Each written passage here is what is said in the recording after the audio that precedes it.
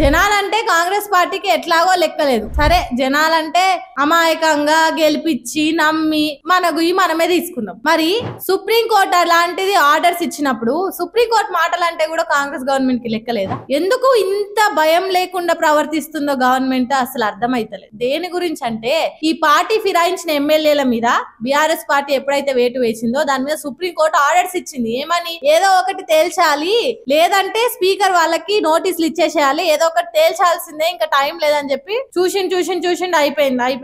అప్పుడే వాళ్ళ అధికారంలోకి వచ్చినప్పుడే వీళ్ళు వేటేసిరు, అయిపోయింది. ఇంకా లాగ్ చేసుకుంటా వచ్చేసరికి కోర్టుకు కోపం వచ్చి ఈ 3 నెలలు ఏదో ఒకటి తేల్చాలి అని చెప్తే 3వ నెల ఎండింగ్ లో వాళ్ళకి నోటీసులు ఇచ్చిండు. ఏదో బలవంతంగా ఇచ్చినట్టు వాళ్ళకి నోటీసులు ఇచ్చిండు. ఇప్పుడు వాళ్ళకి నోటీసులే ఇప్పుడు ఇస్తే వాళ్ళు వాటిని ఎప్పుడు యాక్సెప్ట్ చేస్తారు, ఎప్పుడు సమాధానం చెప్తారు? మెల్లి పుణ్యకాలం కాస్త గడిచిపోతుంది. ఇప్పుడు ఆల్రెడీ 1.5 సంవత్సరం అయిపోయింది. ఇప్పుడు మెల్లిగా వీళ్ళు ఇంకో ఏడాది టైం తీసుకొని మేము తర్వాత చెప్తాం, మాకు వచ్చినాక మేము మాదంతలా మా భవిష్యత్ ఏంది, మా రాజకీయ భవిష్యత్ ఎట్లుండాలని ఆలోచించుకున్నాక చెప్తాం అది ఇది అని అనుకుంటా వీళ్ళు యాక్ట్ చేస్తే ఇంకెన్ని రోజులు పడుతుంది? దానికి ఇంకో 1 ఇయర్ లేదంటే 2 ఇయర్స్.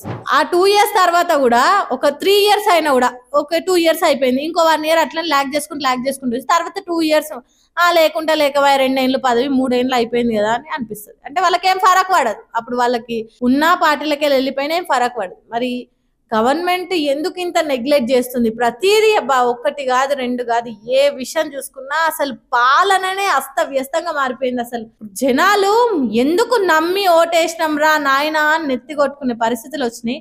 మరి పార్టీ ఫిరాయించిన ఎమ్మెల్యేలు మొన్నటి దాకా అరిచేతుల భయం బిక్కు అనుకుంటా బతికిన వాళ్ళు ఇప్పుడు ఏం లేదు, పెద్ద వాళ్ళకి భయం కూడా ఏం లేదు. పోతే ఏదో ఒకటి అవుతుంది అన్నట్టు వాళ్ళకి ధైర్యం వచ్చింది. అంటే గవర్నమెంట్ లాగ్ చేసుకుంటూ రావడం వల్ల ఇంకేం చేస్తారో.